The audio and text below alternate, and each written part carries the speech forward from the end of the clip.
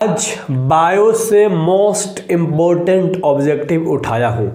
एक चीज़ मैं आपसे बोलना चाहता हूँ विथ काइंडली रिस्पेक्ट कि मैं जितना वीडियो कराता हूँ कर लेना ऑब्जेक्टिव का। मैं सच बता रहा हूँ, तुम फोड़ दोगे एग्जाम में, इतना मैं वादे से बोल सकता हूँ तुम्हें। तुम्हारा हर एक क्वेश्चन लड़ेगा मेरे भाई, ठीक है। सबसे पहला सवाल देखेंगे बहुत प्यार तरीके से, पूरा फोकस यहाँ बना लो, कुछ समय की बात है। पहला सवाल कह रहा है कि युग्मक स्थानांतरण हो सकता है। 4 गो ऑप्शन तुम्हें दिखाई दे रहे हैं। युग्मक स्थानांतरण हो सकता है जल के द्वारा भी, वायु के द्वारा भी और हवा के द्वारा भी, ये तीनों के द्वारा होता है। तो पहला का ऑप्शन ही तुम्हारा हो जाएगा डी नंबर, यानी ऑल ऑफ दीज, सभी। तो पहला क्वेश्चन मैं उम्मीद से बोल सकता हूं कि आपको बेहतर तरीके से याद हो गया होगा। अगला सवाल के ऊपर हम लोग बात करेंगे कि बीज चोक का निर्माण, यहाँ बीज चोल होना चाहिए था, बीज चोल का निर्माण होता है परिकार्फ से, कार्फ। तो ए नंबर का ऑप्शन आपका बिल्कुल सही है। अगला सवाल बहुत कम समय लगाते हैं हम, आपको पता है, तो वीडियो पे बने रहना है लास्ट तक, ठीक है। चमगादड़ द्वारा परागकण कहलाता है। तो चमगादड़ के द्वारा जो परागकण होता है वह क्या कहलाता है? वह कहलाता है आपका क्यूरोप्टोरोफिली, ठीक है। तो सी नंबर का ऑप्शन अच्छे से याद रख लेना, सी नंबर का ऑप्शन अच्छे से याद रख लेना मेरे भाई। अगला जो 4 नंबर का सवाल है, इसे देखने वाले हैं कि अंडप्रजक प्राणी है। अंडप्रजक जो प्राणी होता है ना, उसे हम कहते हैं, देखो अंडा सांप भी देता है, मुर्गी भी देती है, मगरमच्छ भी देता है। तो ये तीनों हो जाएगा, 3 में सभी हो जाएगा, सिंपल सा बात है। चलो अगला सवाल देखते हैं 5 नंबर। काजू निम्नांकित में से कैसा फल कहलाता है? काजू की बात कर रहा है, तो काजू जो है एक नट वाला फल है, इंग्लिश में भी नट आप देखे वो लिखा था। जनक समान जीव प्राप्त होता है विखंडन से, डी नंबर का ऑप्शन सही है। अच्छे से देख लो, डी नंबर का ऑप्शन इस क्वेश्चन का सही है, डी नंबर विखंडन से। अगला सवाल की बात करेंगे जो 7 नंबर का सवाल है कि निम्नलिखित में कौन जंतु उभयलिंगी नहीं है? निम्नलिखित में कौन जंतु उभयलिंगी नहीं है? तो इसका हम लोग लाइट आंसर मारेंगे, घरेलू मक्खी जो है ना। चलो सी नंबर का ऑप्शन सही है, अच्छे से याद रख लेना, उभयलिंगी नहीं है। अगला सवाल है कि द्विखंडन एक प्रकार का है।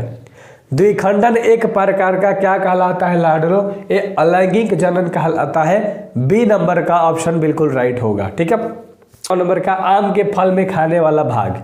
तो आम के फल के अंदर जो आप भाग खाते हो उसे मध्य फल भित्ति कहते हैं, बीच वाला भाग है ना। ऊपर से लेयर हटा देते हो, फिर अठली होता है तो उसके ऊपर बीच वाला भाग स्त्री दल चक्र यानी पुष्पों में बना है। तो स्त्री दल चक्र जो है पुष्पों में बना होता है। देखो स्टाइल भी, स्टिग्मा भी और ओवरी भी, यानी इसका राइट डी हो जाएगा, डी नंबर का ऑप्शन इसका राइट हो जाएगा। अगला सवाल के ऊपर हम बात करेंगे 11 नंबर कि भ्रूण कोश की सेंट्रल कोशिका है। भ्रूण कोश की सेंट्रल जो कोशिका है उसे द्वितीय केंद्रक कहते हैं, यानी कि सेकेंडरी न्यूक्लियस। बी नंबर का ऑप्शन सही है, ठीक है, बी नंबर का ऑप्शन सही है। अगला सवाल के ऊपर बात करोगे 12 नंबर, तो भ्रूण पोष का क्या कार्य है? भ्रूण पोष का जो कार्य होता है वो होता है भ्रूण को पोष देना, हमने पोषण देना है ना, पोषण देना। चलो तो बी नंबर का ऑप्शन राइट है। अगला सवाल करेंगे 13 नंबर, इनमें से कौन कायिक परवर्धक नहीं है? तो कायिक परवर्धक की बात कर रहे हैं है ना, परवर्धक की, थोड़ा सा हिंदी डाउन है, ठीक है, अच्छे से, ठीक है। चलो तो 13 का ऑप्शन नंबर डी होगा, चल बीजाणु। एंड अगला सवाल है कि निम्नलिखित में से किस पौधे में स्वपरागण होता है? तो स्वपरागण जो होता है वो द्विलिंगी के अंदर होता है। बी नंबर का ऑप्शन सही है, जिसको बाइसेक्सुअल बोलते हैं। उम्मीद है मजा आ रहा होगा। आप देखो एक एक्चुअल में जो स्टूडेंट होता है, अगर उसका फोकस बन गया ना तो समझो वो स्टूडेंट है, उसका फोकस नहीं बना ना तो समझो भाई नहीं है। सिंपल सा बात है, बस वो ऐसी पढ़ रहा है, नाम का पढ़ रहा। प्रत्येक पादप कोशिका से पूर्ण पौधा बन सकता है, इस गुण को कहते हैं। तो इस गुण को हम लोग कहते हैं टोटिपोटेंसी। अच्छे से याद रख लेना, नाम थोड़ा सा टेढ़ा है, टोटिपोटेंसी, ठीक है। चलो सी नंबर का ऑप्शन सही है। अगला सवाल देखेंगे 16 नंबर, कमल में परागण होता है। कमल में जो परागण होता है वो होता है कीट के द्वारा। सी नंबर का ऑप्शन सही है, इंसेक्ट, ठीक है, इंग्लिश में इंसेक्ट। अगला 17 नंबर सवाल है कि गर्भाशय किससे संबंधित है? तो जो गर्भाशय है वह मादा स्त्री जनन तंत्र से है है ना, मादा स्त्री जनन तंत्र से है। और अगला सवाल है 18 नंबर का कि एक स्वस्थ महिला के पूरे जीवन काल में उत्पन्न कुल अंडों की संख्या होती है। तो कुल अंडों की जो संख्या होती है वो 400 होती है। अच्छे से याद रखना, बी नंबर का ऑप्शन आपका बिल्कुल राइट है, बी नंबर। और अगला सवाल है निम्न में से असत्य फल किससे बनता है? असत्य फल अपुमंग, पुष्पासन, करपिल या जयांक। ऑप्शन देख लिया, इसका आंसर फटाक से बताओ। पुष्पासन क्या हो जाएगा? बी नंबर का ऑप्शन सही है। अगला सवाल 20 नंबर का, पुष्प के नर जनन संरचना को क्या कहते हैं? पुष्प के नर जनन संरचना को हम लोग कहते हैं पुमंग। ए नंबर का ऑप्शन सही है, इसको इंग्लिश में स्टैमेन बोलते हैं। अगला जो 21 नंबर सवाल है कि एक पुरुष पुष्प में, पुरुषी पुष्प में या पुरुष पुष्प में प्राय कितने प्रकार के पुष्प पत्र होते हैं? तो ये जो टोटल होते हैं वो होते हैं 4 प्रकार के। ए नंबर का ऑप्शन इसका बिल्कुल राइट हो जाएगा, बिल्कुल ए नंबर का ऑप्शन बिल्कुल राइट हो जाएगा। अगला जो 22 नंबर सवाल है कि कोशिकीय अवस्था में भ्रूणपोष क्या कहलाता है? तो कोशिकीय अवस्था में मोरूला कहलाता है। बी नंबर का ऑप्शन सही है। क्वेश्चन पे पकड़ बनाओगे, आंसर आप आराम से बता दोगे, आपको मजा आएगा पढ़ाई करने में, याद रख लेना। अगला सवाल है फैलोपियन नलिका का अंडाशय से निष्कस्ट भाग होता है। तो जो निष्कस्ट भाग होता है उसे हम लोग कहते हैं वायु कोष्ठिका, यानी बी नंबर का ऑप्शन इसका सही है।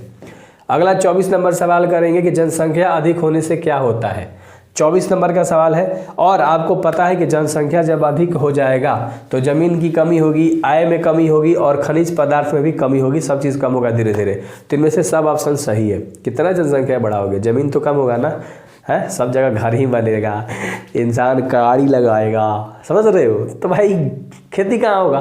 भारत में परिवार नियोजन कार्यक्रम कब आरंभ हुआ था?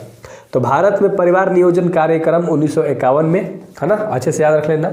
और यौन संचारित्र रोग है, यौन संचारित्र योग जो होता है वो देखो सिफिलिस भी और गोनेरिया भी और हर्पिस भी। तो इनमें से सभी ऑप्शन आपका राइट हो जाएगा। चलो अगला सवाल ध्यान से देख लेते हैं कि आरएनए के किस रूप में संरचना त्रिपड़ी जैसी होती है? आरएनए के किस रूप में जो संरचना है वो त्रिपड़ी जैसी होती है लाडलो? वो होती है टीआरएनए में। तो क्वेश्चन बहुत बार करा चुका हूँ, नहीं ये क्वेश्चन बहुत बार करा चुका हूँ, डी नंबर का ऑप्शन सही है। अगला सवाल 28 number, double Z and Z W के तरह का लिंग निर्धारण किसमें देखा गया है?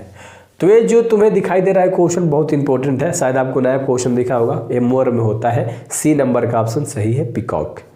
अगला सवाल के ऊपर बात करेंगे 29 नंबर, अधिकांश उत्परिवर्तन है, अधिकांश उत्परिवर्तन जो होता है अप्रभावी होता है। ए नंबर का ऑप्शन तुम्हारा सही है, यानी कि रिसीव, ठीक है। And the last question is कि मनुष्य में मात्रात्मक लक्षण का उदाहरण क्या है? मनुष्य के अंदर में मात्रात्मक लक्षण का जो उदाहरण है वो क्या है? तो हमारा है त्वचा का रंग, वो हमारा क्या है? त्वचा का रंग है। आई होप कि आपको समझ में आ गया होगा बेहतर तरीके से। सो आई होप बेहतर तरीके से आप फोड़ोगे, सब्सक्राइब करोगे। मिलते हैं नेक्स्ट वीडियोज़ में। Thank you very much. Do subscribe for the physics, chemistry and bio maths, English and Hindi.